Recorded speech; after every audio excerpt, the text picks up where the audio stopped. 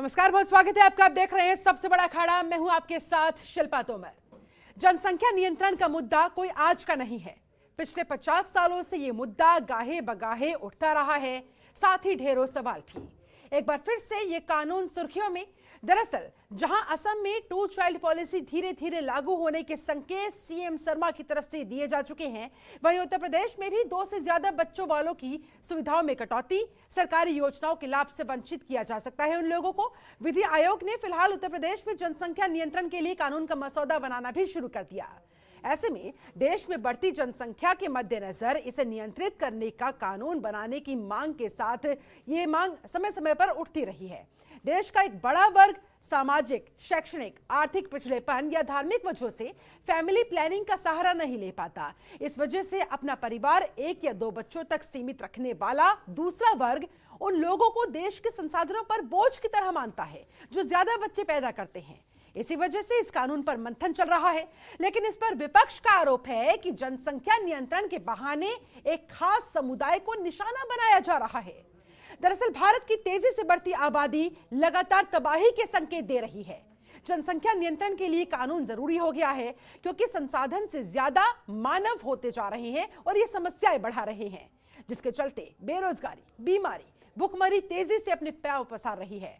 हालांकि केंद्र की मोदी सरकार देश में जनसंख्या नियंत्रण कानून लागू नहीं करेगी। उसने पिछले ही साल सुप्रीम कोर्ट में हलफनामा देकर कहा कि वो देश के नागरिकों पर जबरन परिवार नियोजन थोपने के विचार की विरोधी है।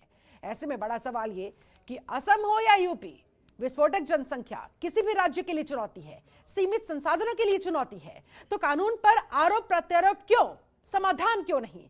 आज की चर्चा इसी मुद्दे पर।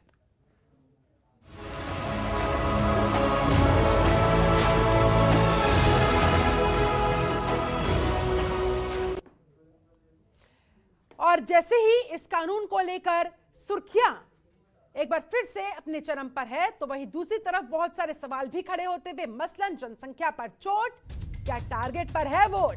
जिस तरह से विपक्ष आरोप लगा रहा है, जिस तरह से सरकार की तरफ से रिएक्शन सामने आ रहा है, ऐसे में सवाल ये कि जनसंख्या पर चोट, क्या टारगेट पर है वोट? क्योंकि उत्तर प्रदेश में 6 महीने बाद विधानसभा के चुनाव होने वाले हैं। बढ़ती जनसंख्या पर लगाम, भुखमरी, बेरोजगारी का क्या होगा काम तमाम? जनसंख्या नियंत्रण कानून की आखिर जरूरत क्यों है, यह भी बड़ा सवाल है। इसका भी जवाब ढूंढने की हम करेंगे कोशिश। इसके अलावा एक और महत्वपूर्ण सवाल, बढ़ती जनसंख्या कितना बड़ा अभिशाप? बढ़ती जनसंख्या की वजह से क्या क्या नुकसान हमें, हमारे देश को उठाने पड़ रहे हैं, हमारी आबादी को उठाने पड़ रहे हैं? क्या जनसंख्या कानून पर सियासत हावी हो रही है? यह भी बड़ा सवाल है। और विपक्ष को जनसंख्या नियंत्रण कानून पर आखिरकार क्या है आपत्ति? जनसंख्या कानून की लड़ाई आखिर हिंदू मुसलमान पर क्यों आई? इस सवाल का भी जवाब ढूंढने की हम करेंगे कोशिश। हमारे साथ एक पूरा खास पैनल इस समय जुड़ा हुआ है। पैनल का मैं तारुफ जल्दी से आपसे करवा देती हूं। हमारे साथ बीजेपी नेता कमर अली जी जुड़ चुके हैं, बहुत बहुत स्वागत है सर आपका। हमारे साथ सपा प्रवक्ता कपिल श्रीवास्तव जुड़ चुके हैं, बहुत स्वागत है सर आपका। राजनीतिक विश्लेषक राहुल लाल हमारे साथ स्टूडियो में मौजूद है, बहुत स्वागत करती हूं आपका भी। अर्थशास्त्री मनीष गुप्ता हमारे साथ जुड़ गए हैं, आपका भी बहुत स्वागत है सर। इसके अलावा सामाजिक कार्यकर्ता डॉक्टर कुलदीप मलिक भी हमारे साथ स्टूडियो में मौजूद है, आपका भी बहुत स्वागत करती हूं। चर्चा की शुरुआत कमर अली जी आप ही के साथ करना चाहूंगी सर। जनसंख्या पर चोट, क्या टारगेट पर है वोट?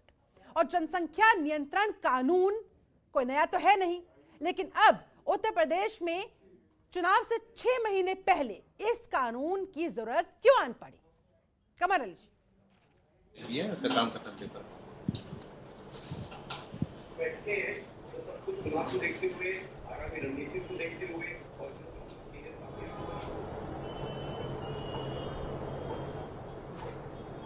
कमर अली जी आपको मेरी आवाज मिल पा रही है?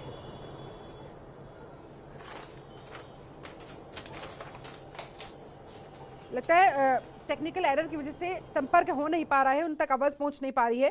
कपिल श्रीवास्तव आपके पास सीधे तौर पर आते हुए, सर आप लोगों को क्या आपत्ति है अगर उत्तर प्रदेश के अंदर इस तरह की तैयारियां चल रही है? क्या कहेंगे आप? क्या आपको नहीं लगता बढ़ती हुई जनसंख्या हमारे देश के लिए खतरनाक साबित होती जा रही है और आगे भविष्य में ये और ज्यादा हो जाएगी हमारे देश के संसाधनों के लिए, यहाँ रोजगार के लिए, नौकरी पेशे वाले लोगों के लिए? कपिल श्रीवास्तव। देखिए शिल्पा जी, आपका ये जो प्रश्न है ये इतना मूल प्रश्न है जो पिछले 50 वर्षों से चल रहा है और इन प्रश्नों के साथ मां भारती के ये पुत्र दिन प्रतिदिन देश को भी आगे बढ़ाते रहे हैं और 1947 के बाद से लेके जो आज हमारी स्थिति है विश्व के पटल पर, वो किसी से छुपा नहीं है कि आज भारत 5वीं महाशक्ति में से एक है। बावजूद इसके बिल्कुल मैं कहता हूं कि एक कानून पर बात होनी चाहिए, जनसंख्या नियंत्रण पर बात ही होनी चाहिए, साथ ही साथ इस चीज पर भी बात होनी चाहिए कि जनसंख्या नियंत्रण के कौन कौन से साधन अपनाए जाएंगे, किस किस तरह की नीतियां बनेंगी जो सकारात्मक होंगी, जो पहल होंगी, या कुछ उन पर नकारात्मक रूप से प्रभाव डाला जाएगा कि वो इस बात के लिए चेतें। तो सबसे पहली चीज तो ये है कि जनसंख्या नियंत्रण कानून अगर बनना चाहिए तो पूरे देश के लिए एक होना चाहिए, तो वो केंद्रीय नीति को लेकर के आना चाहिए और उस पर सर्वदलीय बैठक करनी चाहिए। सारे पार्टियों से राय मशवरा करके एक ड्राफ्ट तैयार कर लें और ऐसा लगता है कि अगर देश की खुशहाली के लिए ऐसी नीतियां लाना आवश्यक है जो उस ड्राफ्ट में दी गई हैं, तो निश्चित रूप से देश के भलाई के लिए सारी पार्टियां काम करेंगी।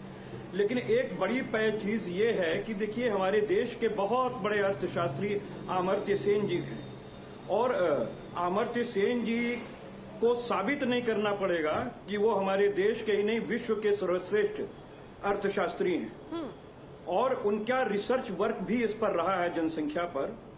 मैं इसलिए प्रस्तुत करना चाहूंगा कि एक बार मैंने उनका इंटरव्यू देखा था और उन्होंने इस बात को कहा था कि देखिए जनसंख्या नियंत्रण एक अलग पहलू है जो एक दूसरे एंगल से देखा जा सकता है, लेकिन अगर आप अपने देश की समृद्धि के लिए देखना चाहते हैं तो कोई जरूरी नहीं है कि आप जनसंख्या के नियंत्रण पे कोई कानून बनाएं, कुछ उन पर ऐसी चीजें लागू करें जो कि उचित ना हो, मानवाधिकार के और तमाम चीजों के विरुद्ध हो।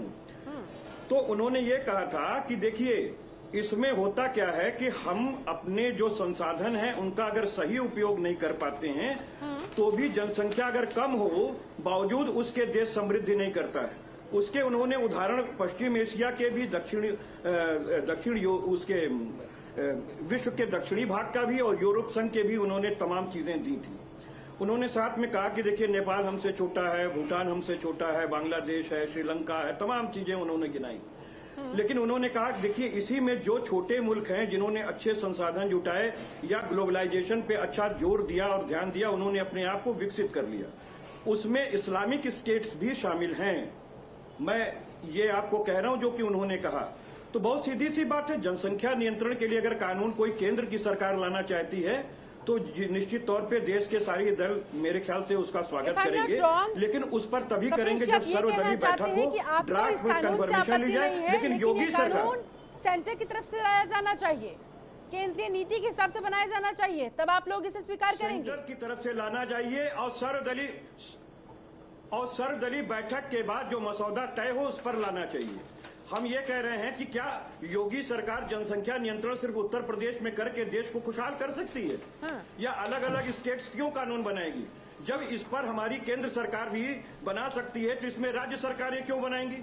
ये तो समवर्ती सूची का विषय वस्तु है। केंद्र भी बना सकता है, राज्य भी बना सकती है, लेकिन राज्य क्यों बनाएगी? जब देश के लिए एक समृद्धि आप चाहते हैं, एक कानून, एक राज्य चाहते हैं, साल 2001 से ये कानून लागू है। योगी जी तो राजनीति कर रहे हैं। राजस्थान की बात कर ले, हम मध्य प्रदेश की बात कर ले, हम बहुत सारे तेलंगाना, आंध्र प्रदेश, बहुत सारे राज्यों में ऑलरेडी ये लागू है। नहीं, मैं तो कह रहा हूँ कि जो राज्य लागू किए हुए उनको मुबारक। क्या उन्होंने देश की जनसंख्या रोक ली बढ़ने से? क्या आज हम विस्फोट के कगार पे नहीं खड़े हैं? 1 अरब 35 करोड़ की जनसंख्या है जिसकी बात हमारे नरेंद्र मोदी जी पॉजिटिव रूप से विदेशों में करते हैं कि हम इतने शक्तिशाली हैं, हमारे पास इतना बड़ा मार्केट है और हमारे यहाँ इसी लोग बिजनेस करने के लिए आना चाहते हैं और यहाँ पूंजी लगाना चाहते हैं। ठीक है, और ये भी इस सवाल का जवाब कमर अली जी से लूंगी कि यूपी में इस कानून को लागू करके वो आखिर क्या हासिल करना चाहते हैं, क्या कर लेंगे? अन्य तमाम राज्यों में ऑलरेडी जहां ये कानून है वहां कितने बारे में आ रहे हैं? चलिए ठीक है, कपिश जी लौटूंगी आपके पास। और भी खास मेहमान मेरे साथ जुड़े हुए हैं। डॉक्टर कुलदीप मलिक, आप इस कानून को किस तरह से देखते हैं और कितना जरूरी इसे समझते हैं आज के परिप्रेक्ष्य में? देखिए शिल्पा जी, अगर इस देश में सबसे पहले कोई कानून बनना चाहिए तो वो देश के अंदर जनसंख्या नियंत्रण कानून बनना चाहिए। मैं आपको आंकड़े के साथ बिल्कुल स्पष्ट करना चाहता हूं, आज हमारे देश में सांस लेने के लिए हवा नहीं, पीने के लिए पानी नहीं, खाने के लिए शुद्ध खाद्यान्न नहीं, युवाओं के लिए रोजगार नहीं। अगर इन सब के पीछे कोई सबसे बड़ा कारण है तो वो हमारे देश की बढ़ती हुई जनसंख्या है। अरे जितने भी राजनीतिक पार्टी के नेता है, राष्ट्र हित के लिए सारे के सारे नेता एकजुट होकर इस कानून का समर्थन करें और कम से कम अपने पड़ोसी देश चाइना से सीखे। चाइना ने 70 के दशक में जो है जनसंख्या नियंत्रण कानून को इंप्लीमेंट किया और आज विश्व की सेकंड नंबर की अर्थव्यवस्था चाइना है। क्यों भाई नेताओं को यह बात समझ नहीं आती? और ये बढ़ती हुई जनसंख्या का विषय ये आज से नहीं, मैं तो ये कह रहा कि 70 के दशक में आप देखो इंदिरा गांधी जी ने, कांग्रेस के कुछ लोग जो इसका अपोज करते हैं, मैं उनको भी ये बात बताना चाह रहा था कि कांग्रेस के एजेंडे में बढ़ती हुई जनसंख्या बहुत पहले से थी, 70 के दशक तक कांग्रेस के एजेंडे में थी। लेकिन धीरे धीरे अब इस देश में वोट की राजनीति है। सब इस देश में हिंदू मुस्लिम सांप्रदायिक के उसमें जो है वोट बटोरना चाह रहे हैं और कहीं ना कहीं इतने गंभीर विषय से हम पीछे हटते जा रहे हैं। मैं यहाँ पे अगर छोटा सा आंकड़ा दूं, आज मैं संसाधनों की बात करूं, पूरे विश्व के अंदर जो भूभाग हमें मिल रहा वो 2.4%, पीने का पानी हमारे पास 4%, जो वन क्षेत्र हमारे पास है वो 2.8% और जनसंख्या हमारे पास पूरे विश्व की 18% है। तो कहीं ना कहीं धीरे धीरे संसाधन कम होते जा रहे, जनसंख्या बढ़ती जा रही। तो कोई ना कोई भी इंसान, मैं कह रहा बड़े बड़े अर्थशास्त्री की तो आप बात छोड़ो, एक छोटा आम इंसान भी इस बात को समझ सकता है कि आज जनसंख्या कहीं ना कहीं विस्फोटक रूप ले चुकी है और इस पर नियंत्रण जनसंख्या नियंत्रण कानून के तहत बहुत ही अति आवश्यक है। शिल्पा जी, ठीक है, इस समय ये वक्त की दरकार है और आपके मुताबिक वोट के चक्कर में कहीं ना कहीं इतने गंभीर मसले को दबा दिया गया या फिर जानबूझकर दबने दिया गया। चलिए ठीक है, राहुल लाल जी, जो कुलदीप मलिक ने कहा, जो फैक्टर्स तमाम गिनवाए, आप कितने सहमत? देखिए अभी तक आपको क्या लगता है? जितने भी लोगों ने बोला है, मेरी राय उन लोगों से अलग है इस मामले पे। देखिए सबसे महत्वपूर्ण चीज़ कि अगर हम लोग जनसंख्या वृद्धि को देखते हैं, जनसंख्या वृद्धि में टोटल फर्टिलिटी रेशियो जो होता है यानी कि TFR, वो काफ़ी महत्वपूर्ण है। यानी एक तरह से एक महिला अपने जीवन काल में कितने बच्चों को जन्म देती है। अगर हमें जनसंख्या को स्थिर रखना है तो वो हमारा TFR होना चाहिए 2.1%। ये एक तरह से उसमें अगर ये स्थितियां हैं तो फिर हमारा जनसंख्या उसी दर पे बना हुआ होगा। भारत में अगर हम लोग देखें, हम लोगों ने इस मामले पे बड़ी अप्रत्याशित सफलता हासिल की है और दुनिया के कई विकसित देशों को हम लोगों ने पीछे छोड़ा है। अगर हम लोग देखें कि भारत में अगर हम लोग देखते हैं कि 1977 में अगर 60 के दशक में TFR एक तरह से 5.9% होता था, यानी एक महिला उसमें औसतन 6 बच्चों को जन्म देती थी। वो अभी लगातार गिरते गिरते हुए आज के डेट में 2.2 और आदर्श स्थिति होनी चाहिए 2.1। तो हम लोग आदर्श स्थिति से केवल 0.1 कम है, एक तो TFR के मामले में।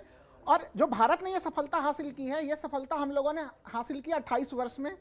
ये आवश्यक है कि इसी सफलता को TFR में ये गिरावट दर्ज कराने में, यानी कि 5 से उसको 2% पर लाने में ब्रिटेन को लगे कम से कम 56 वर्ष, अमेरिका को लगे 82 ईयर्स। तो ये हम लोगों की उपलब्धि रही, पहली चीज़।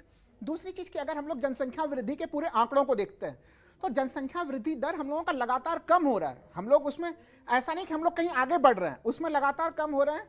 अभी एक तरह से वैश्विक जनसंख्या वृद्धि दर जो है वह 1.10%। भारत का जनसंख्या वृद्धि दर आज के डेट में अगर 2020 के आंकड़ों को लेता हूं वह 0.99%। इसलिए दुनिया भर के कई सारे थिंक टैंक जो जिस उसमें से एक को मैं कोट करूंगा, एक सेकंड, कानून की कोई आवश्यकता नहीं, खाली एक लाइन में और कर दूं तो और क्लियर होगा दर्शकों को। Institute of health matrix and evolution, उसके आंकड़े में दे रहा हूं, उसके अनुसार 2048 तक, यानी कि जिस हिसाब से हमारी जनसंख्या बढ़ रही है, 2048 तक हमारी जनसंख्या सबसे अधिकतम होगी। उस समय तक हमारी जनसंख्या 165 करोड़ या 170 करोड़ के आसपास होगी। लेकिन वहां से हमारी जनसंख्या लगातार गिरेगी और 2100 तक में हमारी जनसंख्या 110 करोड़ पहुंच जाएगी। यानी आज अगर हम लोग अपनी आबादी 140 करोड़ मानते हैं तो उस समय तक हमारी आबादी जो है वो 30 करोड़ आज के तुलना में कम हो चुकी होगी। तो एक तरह से वो ग्राफिक्स 2048 के बाद ऑटोमेटिक आएगा। लेकिन जितनी रफ्तार से अभी हम आगे बढ़ रहे हैं, ये कैसे संभव हो पाएगा? और ये जो आंकड़े तमाम आप गिनवा रहे हैं, ऐसे तो दूसरे पक्ष के जो लोग हैं वो भी तमाम आंकड़े रख देते हैं कि देखिए कितने डिसएडवांटेजेस है इस बढ़ती हुई जनसंख्या के। देखिए मैं इस मामले में खाली एक चीज, देखिए 2014 में माननीय प्रधानमंत्री जी का जो एक भाषण था शपथ ग्रहण के बाद, उन्होंने जो उस समय 15 अगस्त को भाषण दिया था और उसमें भारतीय जनसंख्या को जनसांख्यिकी लाभांश बताया था।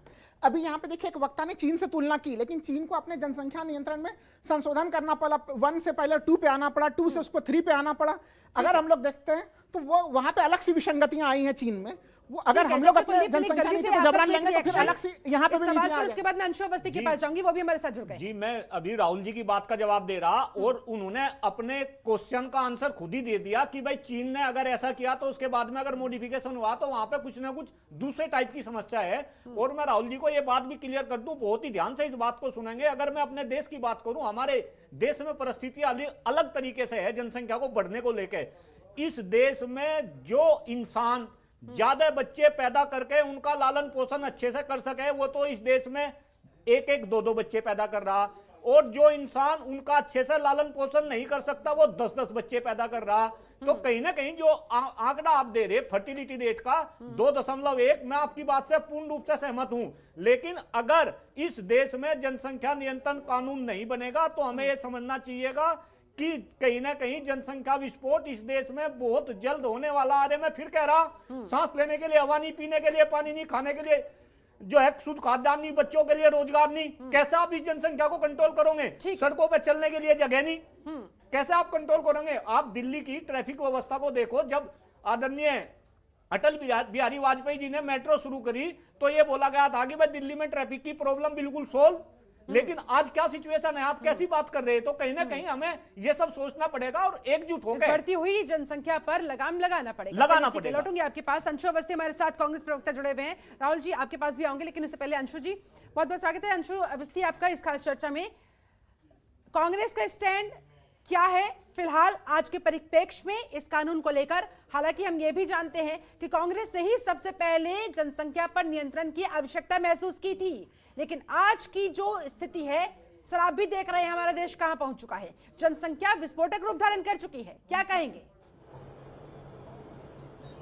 जो जनसंख्या को लेकर है तो मुझे लगता है आपने भी बताया कांग्रेस का विचार और संदीप मलिक जी ने भी उसके बारे में बताया था कि आज से 40 साल पहले अगर किसी ने इस बारे में सोचा था तो हमारे विजनरी लीडर थे उस समय के श्री संजय गांधी जी, और कांग्रेस पार्टी की पॉलिसी में हमेशा रहा।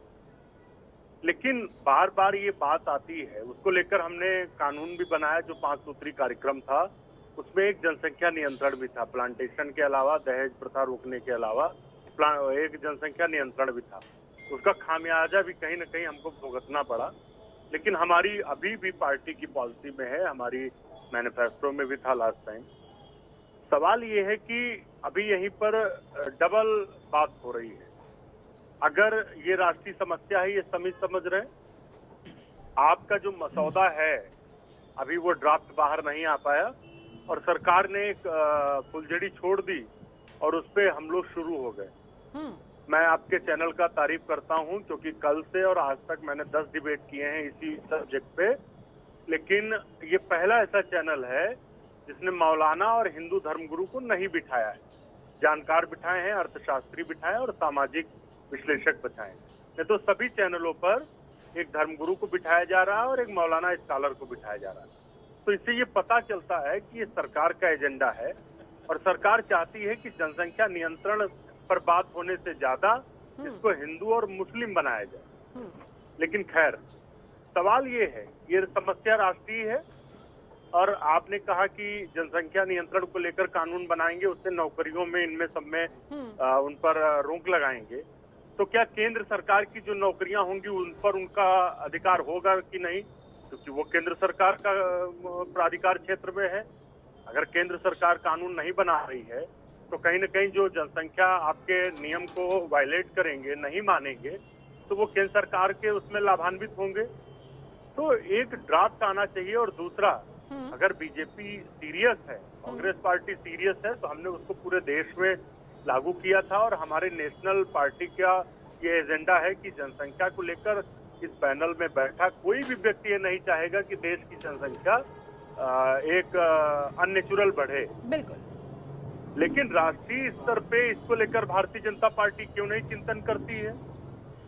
कांग्रेस पार्टी तो इस बात को चाहती है कि जनसंख्या नियंत्रण पे कोई ऐसे सकारात्मक प्रभावी कदम उठाए जाएं, लोगों को जागरूक किया जाए। हमने कानून के साथ साथ कानून का लोगों को जागरूक करने का काम लेकिन किया आप था। चाहते हैं कि राष्ट्रीय स्तर पर होना चाहिए। आप याद करिए, हम तो हमारे दो ही हमारा नारा हुआ करता था। हाँ, बिल्कुल। हर गांव में, हर गली मोहल्ले में हमने उसको लेके वॉल प्रिंट करा के लोगों को अवेयर किया, बहुत सारे कार्यक्रम चलाए।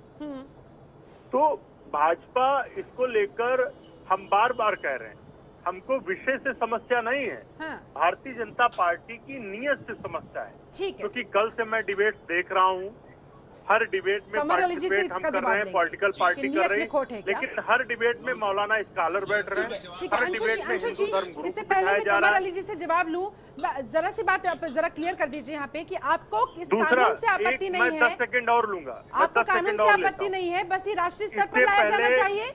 अगर अब मेरी आवाज इससे आप तक पहुंच पहले- रही हो तो इससे पहले भारतीय जनता पार्टी ने कई सारे ऐसे विवादास्पद कानून उत्तर प्रदेश में लाने की कोशिश की। हाँ। मैं नाम गिना देता हूँ।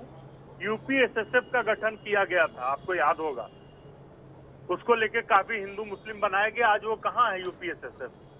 उसके पहले एंटी रोमियो स्क्वाड बनाया गया, ठीक है सर, 3 महीने चला वो, उसके बाद मुझे उसकी लगता है गुफा मैं जवाब खत्म दे हो दूं, गया। मुझे एंटी लगता है। रोमियो ठीक है, स्क्वाड ठीक है कहाँ सर, पर ठीक है सर, आपका सवाल आ गया है, जवाब ले लेते हैं कमर अली जी यूपी से। कोका, ठीक है, यूपी कोका लाया गया, उसको आपने बड्डम कर दिया।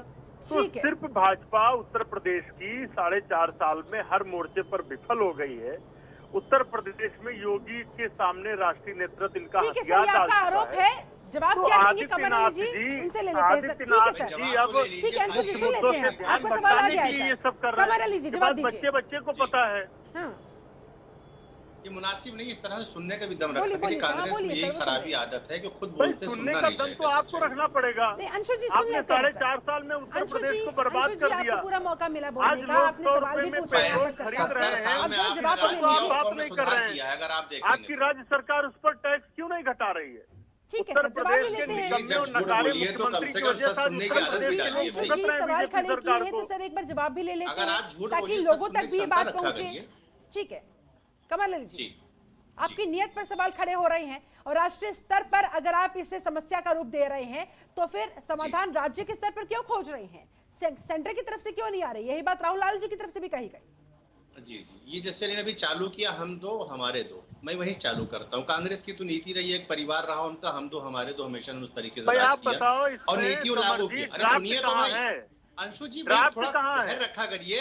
अरे भाई उस पर डिबेट शुरू कर दी आपने, पक्ष शुरू कर दिया। सुनिए तो हमारे अपोजिशन के लोग हम मांग रहे हैं, पत्रकार मांग रहे हैं, ड्राफ्ट कहाँ है? ठीक है अंशु जी, आपने सवाल किया है ना कि राष्ट्र का सवाल ड्राफ्ट यहाँ पर लाए कहाँ हैं है, तो कमर सर जी। एक बार जवाब लेने के लिए भाई, थोड़ा सा आपने सुनना भी जहाँ तो पड़ेगा। कमर अली, ड्राफ्ट सर, इंतजार लाए कर लीजिए हैं जरा सा, सुन तो लीजिए अरे सर, ड्राफ्ट उनको शुरू लाए तो हैं करने आप। दीजिए। अरे भैया हम तो एक हमारे ही तो करके अभी please। कांग्रेस की नीति रही, वही परिवार राज क्या करा। प्लानिंग है? हम तो कह रहे हैं हमारी जो पॉलिसी थी आपकी हमने उसको क्षमता ही लागू सुनने किया। की नहीं है भाई। ड्राफ्ट लाए चलिए हैं आप कि और नहीं बोल लाए? लीजिए, आप और बोल लीजिए, फिर हम आपकी बात का जवाब दे देंगे। चलिए आप और ड्राफ्ट- सवाल कर लीजिए, फिर हम तो हमारे दो मैं चालू आपसे- करते हैं। चलिए मैं आपसे बहन सिर्फ भाई ये चालू अनुरोध करते कर हैं, रहा हम तो हूँ, हमारे दो और बताइए। मैं ये हम तो अनुरोध हमारे कर रहा दो हूँ, बहन इस भाई विषय- चालू करें, इतने बात चालू महत्वपूर्ण करें। विषय पर डिबेट हो रही है, इस तरह से प्लीज इतने महत्वपूर्ण विषय पर डिबेट हो रही है, आज चाहिए। ड्राफ्ट सुनिए लेके ना, आए हैं क्या? बात से कुछ निष्कर्ष निकलना चाहिए और आप दोनों की बात लोगों तक पहुंचनी सर चाहिए। निष्कर्ष कैसे निकलेगा शिल्पा ठीक जी? है अंशु जी, आप गवर्नमेंट प्लान बना रही है, ड्राफ्ट भी पब्लिक डोमेन में आया नहीं है। इसका जवाब अगर कमल अली जी के पास सिर्फ होगा तो हल्ला जरूर ले गुल्ला लेते किया जा रहा हैं, है। नहीं होगा तो हाँ? फिर वो भी दूध का दूध पानी का पानी हो जाएगा। लेकिन अरे भाई ड्राफ्ट अगर लाए हो तब तो इतना गंभीर विषय पे चर्चा हो रही, ड्राफ्ट का पता नहीं है, डिबेट चल रही है, हम भी बातें रख रहे हैं, कमर अली भी रख रहे हैं, सब लोग रख रहे हैं, ड्राफ्ट का पता नहीं, ड्राफ्ट कहाँ है? ठीक है ठीक है, कमर अली जी ड्राफ्ट की मांग यहाँ पर की जा रही है सर, जल्दी से मुझे भाई ब्रेक पर भी ड्राफ्ट जाना कहाँ होगा। है? क्या प्रोविजन है? कुछ आप बता ही नहीं रहे, क्या प्रोविजन है कमर अली जी, बताइए ना। जरा धैर्य तो रखें कम से कम। अरे भाई आप धैर्य दर्शक देख रखें, रहे हैं, ड्राफ्ट लाए हैं ये आप, हाँ पब्लिक या में ना में अच्छा बताइए, संदेश ड्राफ्ट नहीं जा लाए रहा, हैं कि नहीं? आवाम सर ऐसे समय जाया आवाम होता में है, मेरे संदेश साथ अच्छा नहीं मनीष जा रहा गुप्ता है। भी काफी समय से जुड़े हुए हैं, अपनी बारी का अरे इंतजार इतना कर रहे हैं सर, ऐसे महत्वपूर्ण समय विषय जाया है होता है डिबेट का। और ना बात आप ये लोगों तक बताइए, पहुंच पाती है। आप युद्ध लड़ने एक चले सेकंड, आप दोनों को यहाँ पर रोकना चाहूंगी, फिलहाल मुझे बहुत छोटे से ब्रेक के लिए यहाँ पर रुकना होगा, ब्रेक के बाद लौटेंगे, चर्चा को आगे बढ़ाएंगे, जानने की कोशिश करेंगे कि ये जो कानून लाया जा रहा है, जिस तरह से डॉक्टर कुलदीप मलिक ने बताया भी कि कितना महत्वपूर्ण है, तमाम फैक्टर्स उन्होंने गिनवाए हैं, वही राहुल लाल का कुछ और ही कहना है। वो फर्टिलिटी रेट को लेकर जो सवाल उठा रहे हैं, आखिरकार इस समय फिर हमारे देश को किस चीज की आवश्यकता है और जितनी तेजी के साथ जनसंख्या बढ़ती जा रही है और कितने एडवर्स इफेक्ट्स हमें हमारे देश को झेलने पड़ सकते हैं, उन पर भी होगी चर्चा। फिलहाल मैं छोटे से ब्रेक का लौटेंगे। चल देख रहे हैं सबसे बड़ा अखाड़ा, आज चर्चा हो रही है बढ़ती जनसंख्या के एडवर्स इफेक्ट्स पर। बढ़ती जनसंख्या पर लगाम, क्या भुखमरी बेरोजगारी का होगा काम तमाम? जनसंख्या नियंत्रण कानून की आखिरकार जरूरत महसूस क्यों अब होने लगी है? बढ़ती हुई जनसंख्या कितना बड़ा अभिशाप है? आज इन्हीं तमाम सवालों के हम जवाब लगातार ढूंढने की कोशिश कर रहे हैं। हमारे साथ एक पूरा खास पैनल भी बना हुआ है। पैनल के पास एक बार फिर से जाते हुए कमर अली जी, आपके पास आऊं, सवालों के जवाब लूं, उससे पहले मनीष गुप्ता अर्थशास्त्री हमारे साथ काफी समय से जुड़े हुए हैं, अपनी बारी का इंतजार कर रहे हैं। माफी के साथ मनीष गुप्ता जी, काफी देर बाद मैं आप तक आ पाई हूं। सबसे पहले मैं आपसे ये पूरा मसला समझना चाहूंगी अर्थव्यवस्था के लिहाज से कि बढ़ती हुई जनसंख्या हमारी इकोनॉमी के लिए कितनी खतरनाक है और ये कितना बड़ा अभिशाप है। देखिए, हम सब लोग, जितने भी लोग इस पैनल में बैठे हैं, आप सभी लोग याद करें, हम जब 6वीं 7वीं 8वीं में पढ़ते थे तो एग्जाम के व्यू पॉइंट से सबसे इम्पोर्टेंट टॉपिक होता था जनसंख्या पर निबंध लिखना, और उनकी लाइनें ऐसे ही शुरू होती थी, जनसंख्या वो दानव है जो हमारे देश के सभी संसाधनों को लील रहा है। हमारा पीने का पानी, हमारा खाद्यान्न लगातार घटते चले जा रहे हैं। हम अपनी जरूरत के लिए जो भी मिनरल्स चाहते हैं वो सब हमारे बढ़ती हुई आबादी के हिसाब से घटते चले जा रहे हैं।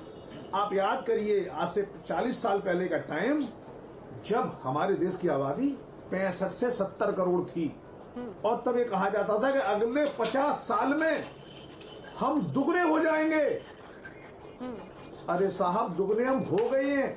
135 करोड़ नहीं है हम, 139.5 यानी 140 करोड़ के लगभग देश की आबादी हो गई है। इस क्वार्टर के अंत तक, अगले क्वार्टर के अंत तक आबादी हमारी 140 करोड़ हो जाएगी। अब मुझे बात सुन के हंसी आती है राहुल लाल जी की। वो कहते हैं हमने ठीक कर दिया। शिल्पा जी, आपको एक एग्जाम्पल से समझाता हूं कि नदी में 5 फुट पानी है, कुछ बच्चे 4.5 फुट के हैं, कुछ बच्चे 5 फुट के हैं, कुछ बच्चे 6 फुट के हैं, और राहुल और कुछ 5.5 फुट के हैं। राहुल लाल जी कह रहे हैं अरे सब बच्चों का एवरेज 5.5 फुट है, इसलिए सारे बच्चे नदी से पार निकल जाएंगे। अरे साहब, हमें एक एक बच्चे का देखना पड़ेगा। अगर सारे बच्चे 5.5 से ऊपर नहीं हुए तो वो नदी में डूब जाएंगे।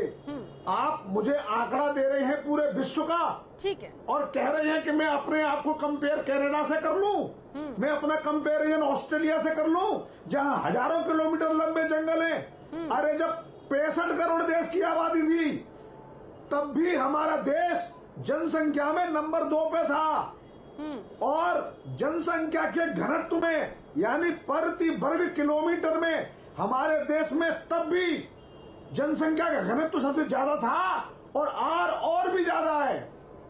जगह ऐसा संसाधन है जो बढ़ नहीं सकता। हम समंदर में रेत डाल के 10 किलोमीटर नहीं बढ़ा सकते, और हमारे देश में आज सबसे ज्यादा समस्या है कि हमारे पास रहने की जगह नहीं है, और अगर रहने की जगह हम खत्म करते गए तो हमारे पास खेती के लिए जगह नहीं मिलेगी। हाँ। अरे बोलिए सर, बोलिए सर, बोलिए। अगर हमें कनाडा से कंपेयर करना है तो हमें कंपैरिजन करना पड़ेगा कि हम कई किलोमीटर लंबे खाली ठीक है। मनीष जी जरा कमी है, आसान लैंग्वेज में, आसान भाषा में, आसान शब्दों में इतना समझा दीजिए जल्दी से। उससे पहले मैं कपिल जी के पास जाऊँ, तमाम मेहमान हमारे साथ जुड़े हुए हैं कि हमारी इकोनॉमी को ये किस हद तक खा रही है, हमारी इकोनॉमी को किस हद तक खा रही है। क्या वो ड्राफ्ट है हाथ में? ठीक है, इतने बड़े महत्वपूर्ण विषय पर डिबेट है और उसका कुछ भी कोई डिटेल नहीं, कोई ड्राफ्ट नहीं। इस तरीके से भारतीय जनता पार्टी करती है तैयारी। जी नहीं बच सकते इन तमाम सवालों से, मैं उन्हीं के पास जाऊंगी, लेकिन सर मनीष जी को भी समय देना बिल्कुल उपयुक्त है। मैं मनीष जी में जवाब भी देना चाहता हूँ। शिल्पा जी, ये बड़ा महत्वपूर्ण है कि भारतीय जनता पार्टी इस तरीके से जनसंख्या नियंत्रित करेगी। इस तरीके से इतनी बड़ी तैयारी है और ड्राफ्ट का पता नहीं है। आपने ये नहीं बताया कि मसौदा कौन लोग तैयार कर रहे हैं, कहाँ के विशेषज्ञ हैं वो। ठीक है, कमर अली जी जवाब देंगे इस बात का।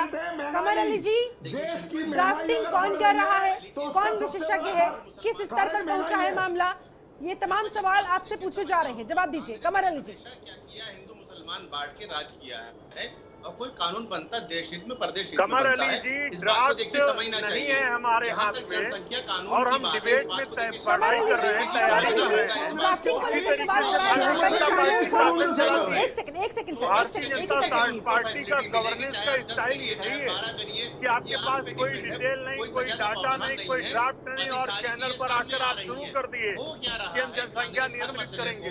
समाजवादी डिबेट में हर बैठ मसले के हम को लोग हिंदू जनसंख्या मुसलमान से नियंत्रित जोड़ती करेंगे, है इसी तरीके से और ये जैसे ऐसा आप कर रहे प्रहार हैं करने की कोशिश करते हैं जिससे भाईचारा खत्म हो सके। कमर अली जी, उसके to the अंदर point, हिंदू, एक बार, मुसलमान, एक सिख, सेकंड ईसाई सर, का कोई एक बात सेकंड नहीं सर, to the है। point जवाब आइए, दें। कमर अली जनसंख्या को लेके बात है। एक पॉइंट सेकंड पे सर, आइए, सवाल पर आते पॉइंट हैं। ये है कि सवाल पर कहाँ आते है हैं। आपका डिटेल, हाँ। ड्राफ्ट कहाँ है आपका, सिर्फ हिंदू मुसलमान पे है।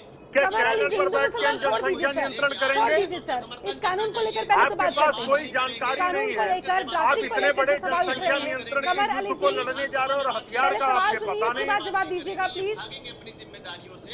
ये भागना इन्होंने सीख लिया है।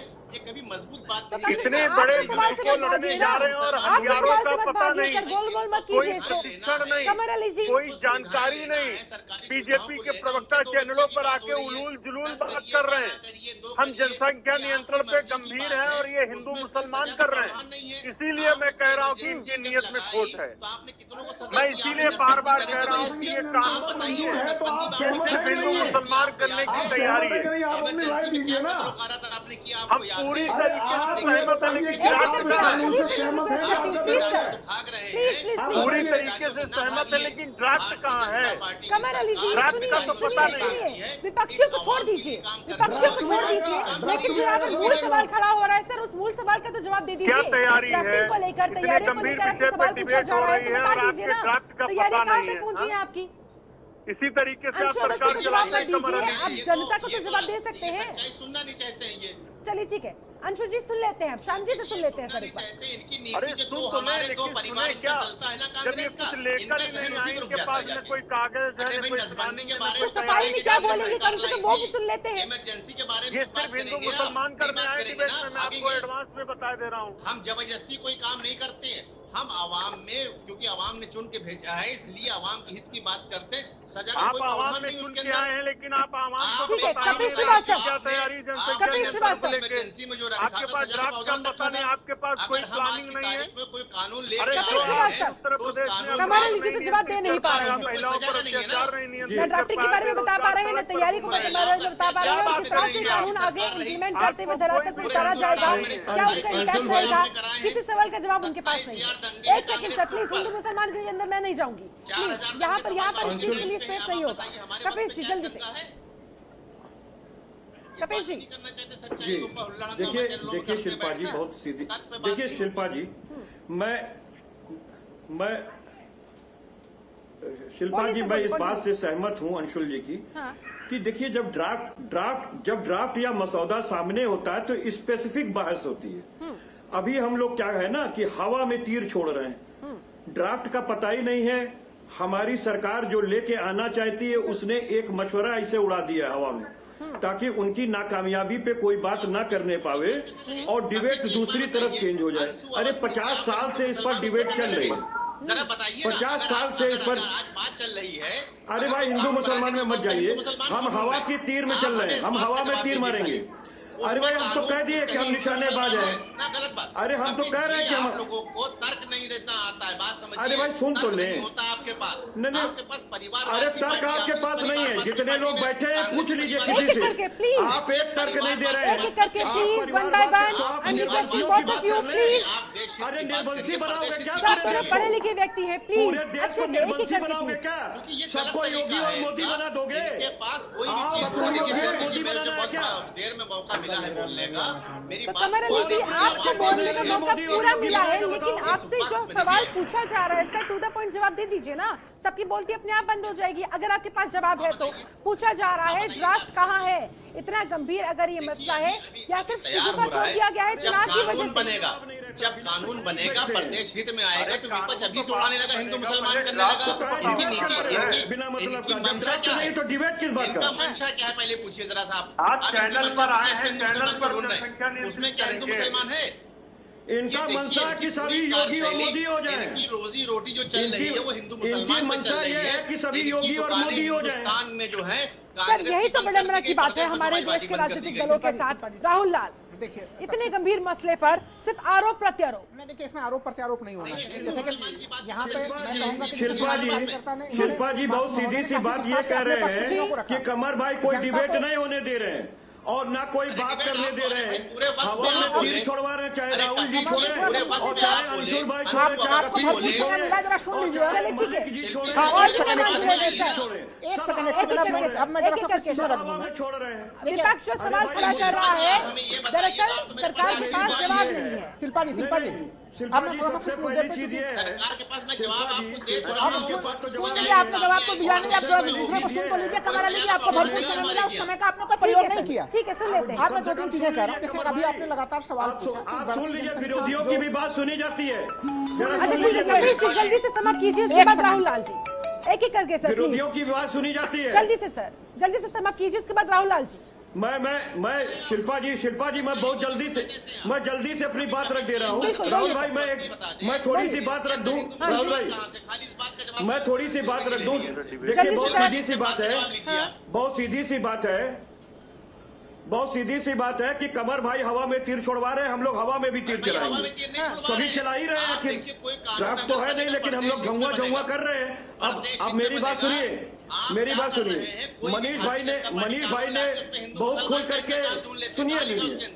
अरे भाई हिंदू मुसलमान काहे ढूंढते हैं? अरे भाई हिंदू मुसलमान तो करते ही हो, तुम्हारे खून में है। अरे भैया आपके तो डीएनए में शामिल है, डीएनए में शामिल पार्टी का है। डर उसको क्यों करना चाहते हो? 18% वोट बैंक हासिल किया, डिप्टी सीएम तक दे पाया। सर फिर हिंदू मुसलमान पर आ गया मुद्दा, इतना गंभीर मुद्दा भी एक बार फिर से वही उसी के इर्द गिर्द घूमने जा रहा है। राहुल लाल, डॉक्टर कुलदीप मालिक जल्दी से सर। देखिए सबसे पहले एक सेकंड में आप बोलूंगा। देखिए सबसे जो 2-3 चीजें यहाँ पे उठ रही थी, जैसे एक सवाल आपने मनीष गुप्ता जी से पूछा कि जो जनसंख्या है उसका हमारे अर्थव्यवस्था के ऊपर क्या प्रभाव पड़ेगा। देखिए इसमें एक चीज स्पष्ट रूप से समझ लेने वाली चीज है, चीन का जो विकास हुआ, अगर चीन ने अपनी जनसंख्या को एक तरह से साधन के रूप में प्रयोग किया, जनसंख्या को स्किल्ड किया। प्रधानमंत्री ने 2014 में एक स्किल इंडिया प्रोग्राम लेके आए थे। आप यकीन मानिए उस तरह के कार्यक्रम लेके आप आते हैं, अपनी जनसंख्या को आप स्किल्ड करते हैं और हमारा श्रम काफी सस्ता है। दुनिया क्यों नहीं निवेश करेगी आपके यहाँ पे? हम लोग पूरे दुनिया में कहीं पर भी किसी को भी टक्कर और चुनौती दे सकते हैं, पहली चीज। दूसरी चीज की जो चीजें बार बार यहाँ पे कही जा रही है, मैं आंकड़ों के साथ रख रहा हूँ चीज। आपने देखिए चीन ने कब निर्णय लिया था जनसंख्या घटाने के लिए, वन चाइना पॉलिसी, उसका प्रभाव कब पड़ा? अब जाके पड़ा। अगर आज के डेट में आप कुछ निर्णय लेंगे तो उसका प्रभाव ऐसा तो नहीं कि कल ही और परसों उसका प्रभाव पड़ेगा।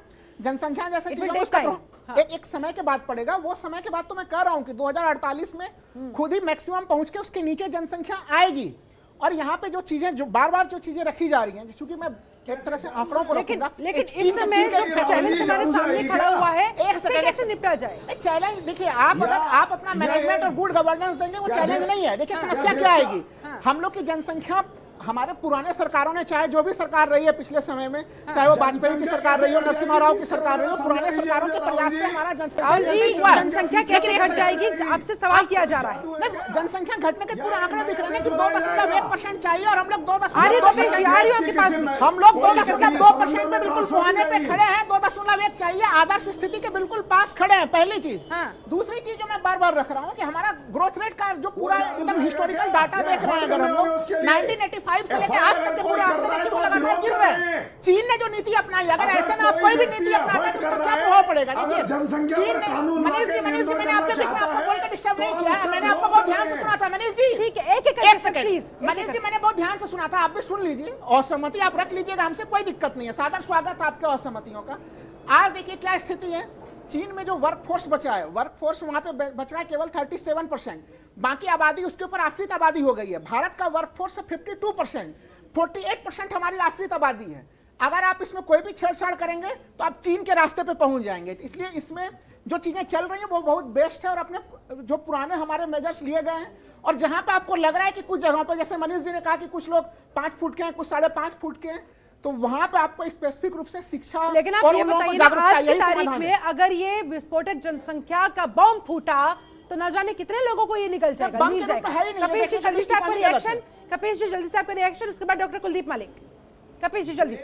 हर समस्या के मूल में जनसंख्या ठीक है मनीष जी, ठीक है मनीष जी, सुन लेते हैं। देखिए बहुत विपक्ष की भी सुननी चाहिए कि विपक्ष किस ट्रैक पर जा रहा है, विपक्ष किस लाइन पर जा रहा है, वो भी लोगों तक पहुंचनी चाहिए बात। अरे मनीष जी सुन लेते हैं, सुन लेते हैं। थोड़ी चिकित्सा अवस्था देख लीजिए। ठीक है, आज 2.2 बच्चे मनीष जी के मुताबिक हर समस्या की जड़ बढ़ती हुई जनसंख्या है। बढ़ती हुई जनसंख्या में तो कंट्रोल ठीक है, राहुल जी कोई सुन लेते पार्टी के हैं। प्रवक्ता बन जाते हैं। ठीक है, कपिश जी बोलिए, मुद्दे पर आते हैं सर। कपिश जी। देखिए, मैं बहुत सीधी सी बात एक बात कहना चाहता हूं जी।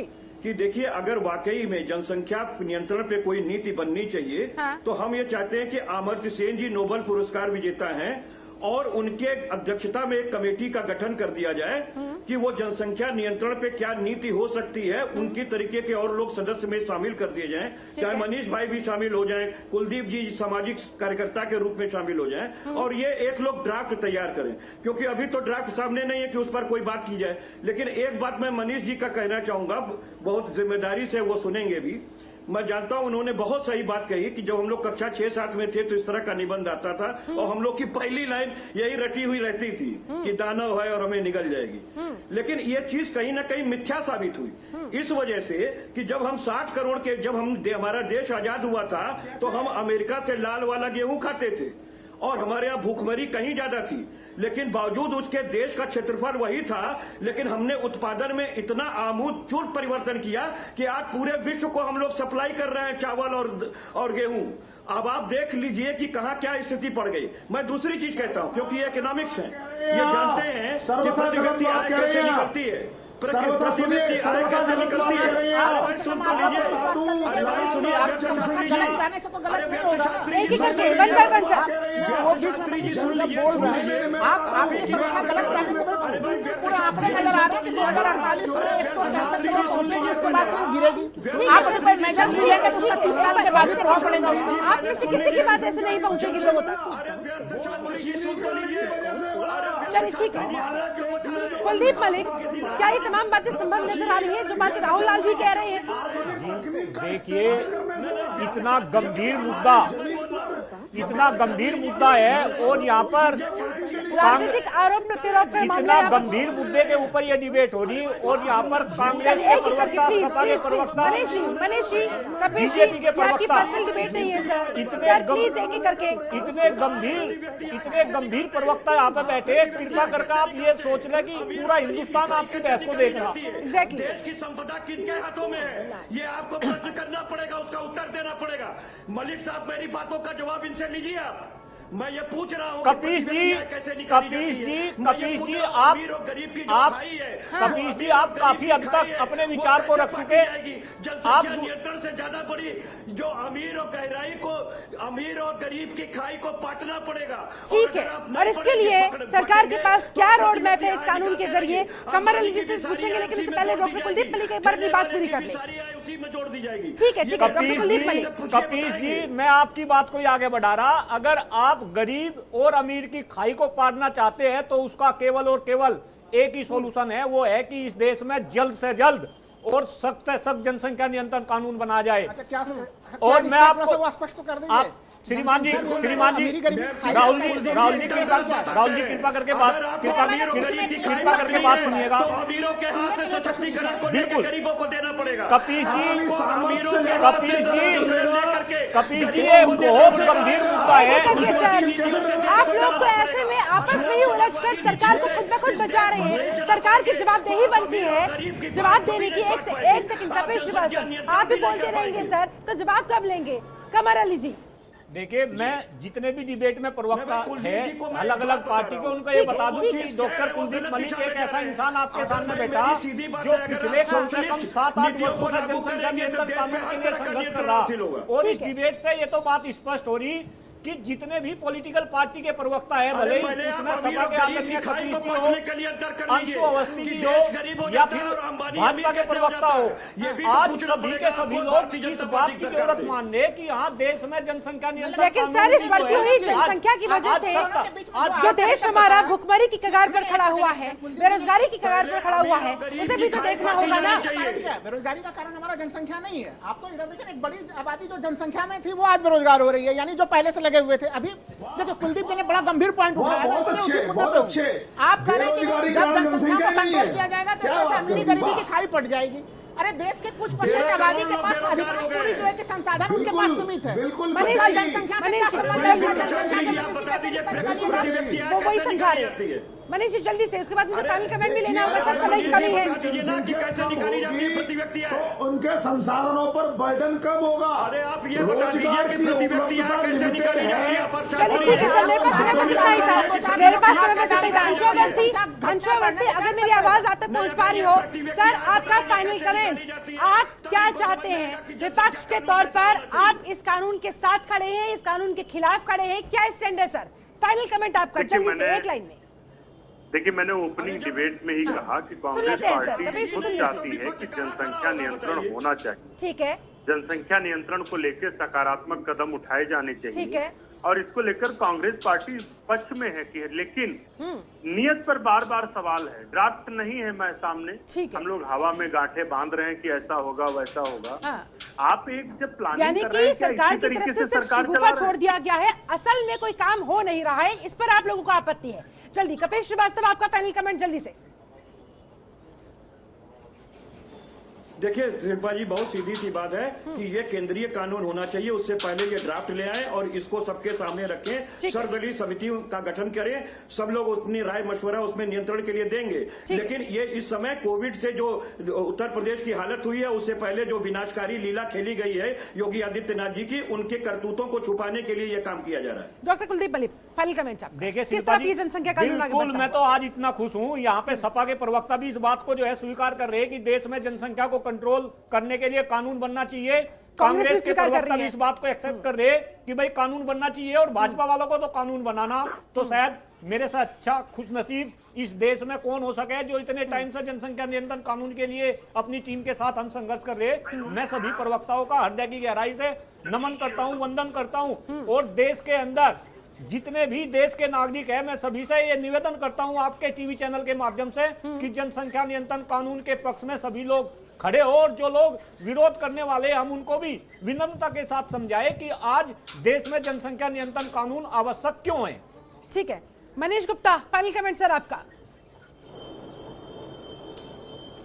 देश के संसाधनों को अगर बचाना है और उनका ऑप्टिमाइज करना है, देश के लोगों की अगर लाइफ को बेटर बनाना है, अपग्रेड करना है, तो जनसंख्या नियंत्रण कानून देश की आवश्यकता है, जरूर होना चाहिए। और इसके विपक्ष में कोई भी बहस डिस्कशन पॉसिबल है, लेकिन ये नियम हमारे देश के लिए बहुत आवश्यक है, और देश का विकास तभी संभव है, तभी देश भारत विश्व का गुरु बनने की कड़ी में आगे बढ़ पाएगा। हमें चीन को देखना पड़ेगा कैसे चीन धीरे धीरे महाशक्ति बना, उसके लिए उसने अपने जनसंख्या कंट्रोल किया और मैन्युफैक्चरिंग को, बिजनेस को बढ़ाया, जो दिए। ये कौन जो बोल रहा है, ये कौन बोल रहा है, बीच में बंद करेगा आवाज अपनी। तो देश को विकास करने के लिए जनसंख्या नियंत्रण करना आवश्यक है और होना ही चाहिए। मेरा 100% सही बताइए ना, सही बात क्यों नहीं बता रहे कि कैसे? चलिए ठीक है, राहुल आपका फाइनल कमेंट जल्दी से। प्लीज सर, आपस में एक दूसरे पर व्यक्तिगत तंज मत करिए। लेकिन मैं कह रहा हूँ, देखिए सबसे महत्वपूर्ण चीज कि 1952 में भारत परिवार नियोजन को लागू करने वाला दुनिया का पहला देश था। अब तक की जो पूरी नीति रही है, जनसंख्या नियंत्रण की नीति पहले से रही है। यहाँ पे हम लोग, भारत सरकार को तो चाहिए कि अपने जनता को प्रधानमंत्री जी बधाई दें कि हम लोग जनसंख्या नियंत्रण के बिल्कुल करीब पहुंच चुके हैं। हमारे पूरे के पूरे जो आंकड़े हैं, और हम लोग स्वाभाविक तौर पर दुनिया में बिना किसी कानून के इस जगह पे पहुंचे हैं। भारत को जनसंख्या नियंत्रण कानून की कोई समस्या नहीं है। भारत में जनसंख्या एक समस्या नहीं है, बल्कि ये हम लोगों के लिए संसाधन के रूप में, और इस सांख्यिकी लाभांश को भारत सरकार को अधिकतम गुड गवर्नेंस के माध्यम से। आप लोगों की जवाब नहीं बनती। एक सेकंड, कपिल श्रीवास्तव, मनीष गुप्ता, दोनों से दरखास्त है सर, फाइनल कमेंट तो लेने दीजिए। कमर अली जी, क्या कहेंगे आप, कैसे आश्वस्त करेंगे आप, क्योंकि आपकी नियत पर यहाँ पर सवाल खड़े हो रहे हैं कि आपने सिर्फ कहने भर को कह दिया है, असल में आप करना कुछ नहीं चाहते हैं। नहीं, बिल्कुल हम बेशक करने जा रहे हैं, हमने इसमें कोई सजा प्रावधान नहीं रखा है।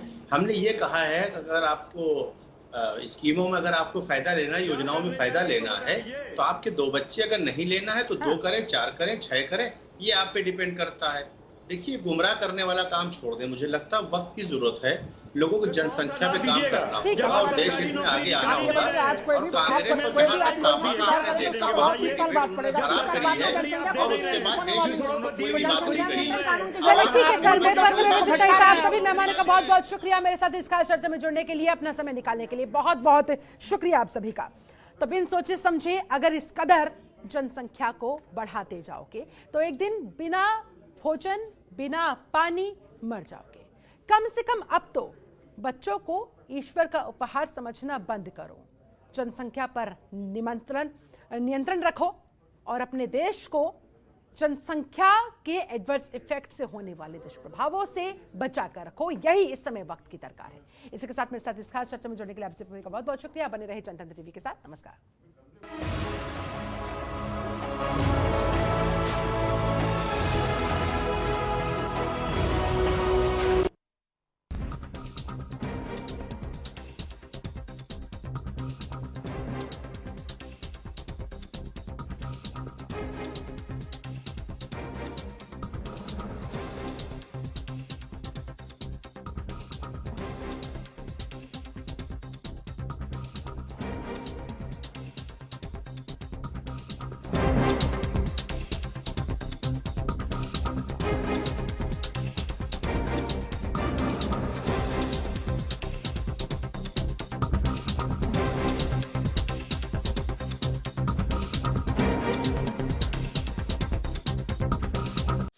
खबरों के निष्पक्ष विश्लेषण के लिए सब्सक्राइब करें Janatantra TV and press the bell icon. Never miss any update.